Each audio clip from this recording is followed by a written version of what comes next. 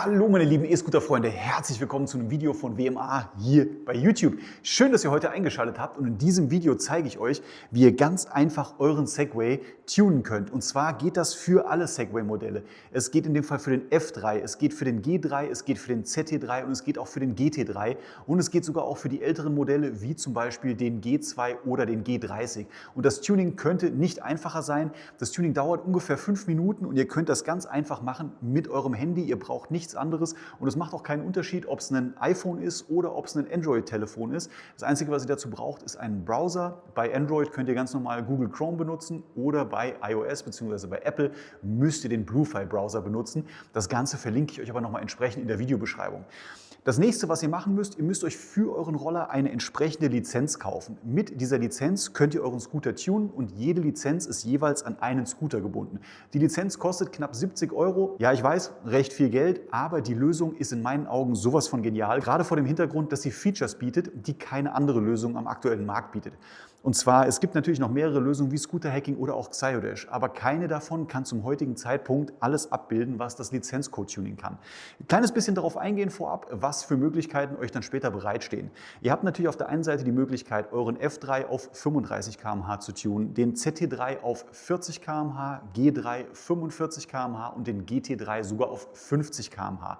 Dazu habt ihr Möglichkeiten wie Zero Start. Ihr habt die Möglichkeit, einen Tempomat bzw. eine Cruise Control zu aktivieren und ihr könnt natürlich mittlerweile auch die Geschwindigkeit individuell einstellen. Und jetzt kommen wir zu einem Feature, was in meinen Augen wirklich genial ist. Ihr habt die Möglichkeit, mit einem Bremshebeltrick euer Tuning zu verstecken. Das heißt, es ist von außen nicht mehr einsehbar, ob euer Scooter getuned ist und ihr könnt euch dann eine eigene Sequenz einstellen, beispielsweise Bremse, Bremse, Gas, Gas, um die volle Leistung eures Scooters zu entfalten. Wenn ihr den Scooter dann wieder ausschaltet, ist er original. Mittlerweile habt ihr sogar einfach einen Panic-Button, den ihr nur drücken müsst und der Scooter ist automatisch wieder auf die originale Geschwindigkeit zurückgesetzt. Für die meisten unter euch wird die Geschwindigkeit wahrscheinlich original 25 km/h sein. In Deutschland sind es 20 km/h und einfach durch das Drücken seid ihr zurück auf die originale Geschwindigkeit. Wenn ihr den Scooter dann wieder schneller machen wollt, müsst ihr ihn einmal kurz ausschalten, gebt wieder den Code ein und habt dann wieder die volle Geschwindigkeit. Und das ist in meinen Augen eine wirklich geile Lösung. Und ich würde sagen, wir schauen uns das in diesem Video an, weil es dauert wirklich nicht länger wie 5 Minuten und ich zeige euch das einmal Schritt für Schritt. Als allererstes müsst ihr euer Handy oder einen Computer zur Hand nehmen. Also als allererstes geht ihr auf diese Seite, Link dazu ist in der Videobeschreibung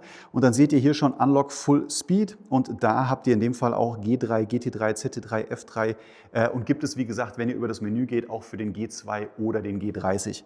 Das Ganze kauft ihr einmal und dann bekommt ihr direkt im Anschluss eine E-Mail mit einem auf euch geschlüsselten Code und den könnt ihr dann für euren jeweiligen Roller benutzen. Also es könnte nicht einfacher sein.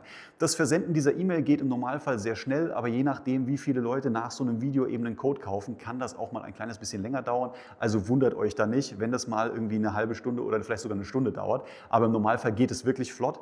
Und vor allem ganz wichtig, checkt auch, wenn es in eurem normalen Posteingang nicht auftaucht, einfach mal den Spam-Ordner, weil ganz oft sortiert euer Mailprogramm die E-Mail als Spam ab und dann könnt ihr da mal gucken und im Normalfall findet ihr die E-Mail auch. Weil als nächstes gehen wir nämlich auf die Homepage, wo wir den Roller dann entsprechend tunen können und auch alle Möglichkeiten einstellen können. Dazu braucht ihr keine App, nichts anderes. Ihr müsst nur eine Homepage besuchen und dort könnt ihr alles einstellen. Und wir legen jetzt direkt mal damit los. So, und zwar geht ihr dann auf die Seite 9bot.1dragon.de. Der Link dazu ist natürlich auch in der Videobeschreibung, könnt ihr einfach draufklicken. Und jetzt mittlerweile ist es auch so, ihr könnt die jeweilige Sprache für euch auswählen. Ihr seht es hier oben, Englisch, Französisch, Deutsch, Spanisch, Italienisch, Polnisch oder auch Portugiesisch. Als allererstes, wenn ihr den Code bekommen habt, gehen wir jetzt hier einmal auf Connect Scooter. Ich muss einmal kurz die Seite neu laden. Einmal draufklicken und dann wählen wir hier den G3 aus. Klicken einmal auf Koppeln. Jetzt dauert es einen kleinen Augenblick. Und dann drückt ihr einmal, das sagt euch das Display auch, auf den Power-Button, damit die Software weiß, dass es euer Roller ist. Und jetzt seht ihr hier auch, der Roller ist verbunden. Und ganz wichtig für euch, egal wer sich später mit dieser Homepage, mit eurem Roller verbindet, er wird nicht sehen, ob er getuned ist, weil ob das Tuning installiert ist, seht ihr erst, wenn ihr euren Code eingebt. Und jetzt machen wir als nächstes einmal hier unten Install Firmware. Das Ganze ist wirklich einfach.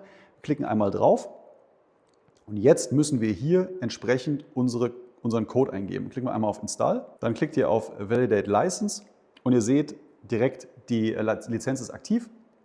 Dann könnt ihr euch die hier einmal speichern für 30 Tage, dann müsst ihr sie nicht jedes Mal neu eingeben. Ich habe sie mir separat gespeichert und gebe sie hier jedes Mal separat ein, damit, egal wer mein Handy hat, nichts an dem Roller verhindern kann. Ganz wichtig, dieses Tuning ist natürlich nicht für den öffentlichen Straßenverkehr zugelassen, sondern ihr dürft dann, wenn ihr dieses Tuning installiert habt, natürlich nur noch auf dem Privatgelände fahren. Ich denke, das sollte jedem klar sein, wenn wir über Tuning sprechen. Aber ich sage es natürlich immer noch mal dazu, ihr dürft den Roller nur noch auf dem Privatgelände nutzen.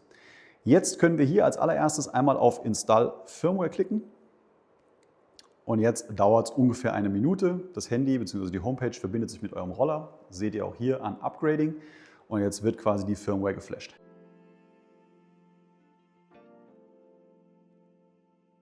Und ihr seht es, das ging jetzt wirklich flott, hat ungefähr 2 Minuten gedauert und der Flash ist schon installiert. Und jetzt können wir uns einmal anschauen, was wir hier für Möglichkeiten haben.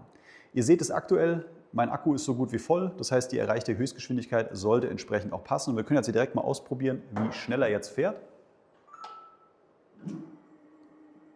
Und da haben wir die für Deutschland legalen 22 km/h. Wenn ihr einen Roller habt, der original 25 fährt, würde er hier jetzt natürlich 25 km/h fahren. Wir gehen jetzt hier einmal runter auf die Settings. Und dort haben wir jetzt die Möglichkeit, verschiedene Sachen einzustellen. Ganz oben seht ihr Panic Button. Panic Button ist in dem Fall der Knopf. Wenn ihr im getunten Modus seid und ihr wollt den Roller drosseln, drückt ihr einmal den Panic Button. Der Panic Button ist im Endeffekt dieser Knopf hier. Das heißt, wenn ihr fahrt, das zeige ich euch später einmal, kurz drücken und ihr seid wieder zurück zur originalen Geschwindigkeit. Dann könnt ihr noch einstellen, ob quasi der Roller piepsen soll, wenn ihr ins Tuning-Profil wechselt. Das könnt ihr euch einstellen, wie ihr wollt. Und dann habt ihr hier die Möglichkeit einzustellen im Standardprofil, wie schnell der Roller fahren soll. Also wenn ihr sagt, ihr könnt im Sportmodus, könnt ihr zum Beispiel sagen, der Roller soll jetzt nur 18 fahren, könnt ihr euch das speichern. Aber ich denke, im Normalfall möchte jeder, dass der originale Modus 22 fährt. Hier haben wir jetzt auch die Möglichkeit, natürlich im Standardmodus bereits die Unterbodenbeleuchtung einzuschalten. Jetzt einmal hier draufklicke und die Frontlight-Bar können wir auch einschalten und die Cruise Control. Ich gehe einmal auf Save Settings. Und wenn wir jetzt das Licht einschalten, leuchtet automatisch auch der Unterboden. Ich kann euch das einmal kurz zeigen. Da seht ihr, die Unterbodenbeleuchtung leuchtet und natürlich auch vorne. Der vordere Scheinwerfer leuchtet auch. Lasse ich bei mir aber im Standardprofil grundsätzlich erstmal ausgeschaltet. Deswegen deaktiviere ich das jetzt hier erstmal wieder.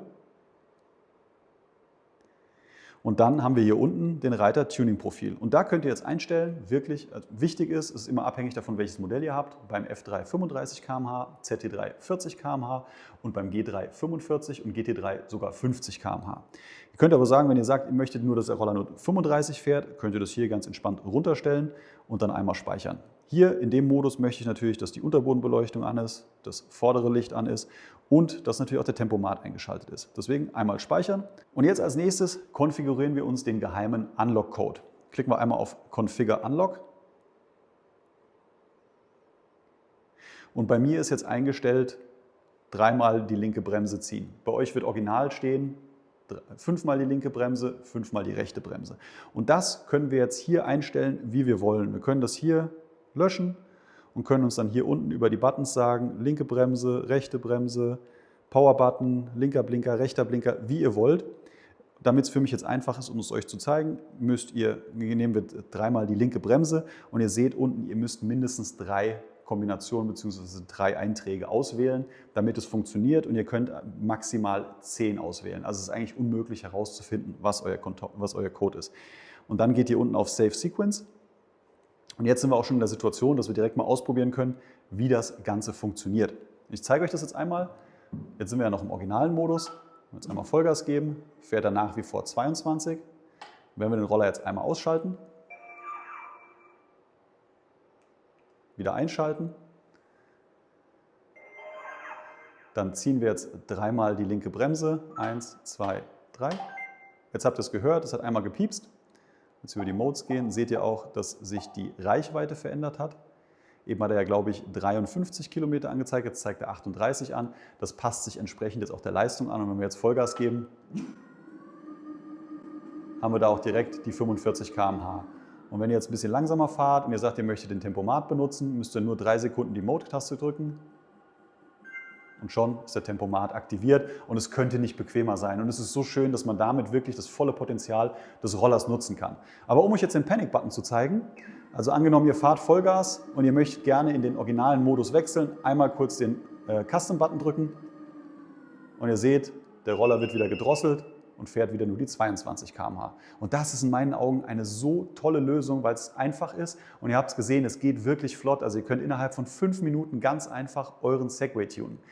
Jetzt gibt es ganz oft die Frage, kann ich denn jederzeit zurück zur originalen Software? Und ja, natürlich könnt ihr jederzeit zurück zur originalen Software. Und zwar habt ihr ja hier den Button Uninstall Firmware. Wenn ihr da draufklickt, läuft der Prozess wie beim Tuning Aufspielen vorher nochmal durch und der Roller ist wieder zurück zum originalen Modus. Noch dazu bekomme ich sehr oft die Frage, kann ich denn weiterhin die originalen Segway-Updates für meinen Roller machen? Und bis heute ja, könnt ihr. Wie sich das Ganze zukünftig verhält und ob Segway irgendwann diese Software löscht bzw. das Tuning deaktiviert, kann ich euch nicht sagen. Wenn ihr aber bei der Software bleibt, mit der das Tuning funktioniert, also Beispiel Stand heute, dann müsst ihr euch keine Sorgen machen, dann funktioniert das weiterhin. Aber bisher haben auch die Updates immer ohne Probleme funktioniert. Und das Schöne bei dieser Lizenzcode-Tuning-Variante ist, sie wird stetig weiterentwickelt. Das heißt, ihr werdet zukünftig da mit Sicherheit noch Updates bekommen, die auch cool sind, womit ihr noch weitere Features bekommt. Und das Beste an der ganzen Sache ist, ihr müsst dann nicht mehr Geld dafür zahlen. Das Einzige ist, wenn ihr jetzt zum Beispiel 2 oder 3 Segway-Roller habt, dann müsst ihr euch für jeden Roller eine Lizenz kaufen. Ich hoffe, ich konnte in diesem Video gut erklären, wie das Ganze funktioniert und ich bin sehr gespannt, was eure Meinung dazu ist. Schreibt mir das in die Kommentare, wenn ihr Fragen habt, wenn irgendwas unklar ist. Ich freue mich sehr darauf, von euch zu hören. Und natürlich, wie immer, würde ich mich an dieser Stelle auch freuen, wenn ihr mir einen Daumen nach oben da lasst. Packt mir gerne ein Abo mit rein und an der Stelle nochmal vielen Dank für das fleißige Liken, Kommentieren, Abonnieren meines Kanals. Und jetzt würde ich sagen, sehen wir uns direkt im nächsten Video. Bis zum nächsten Mal. Tschüss.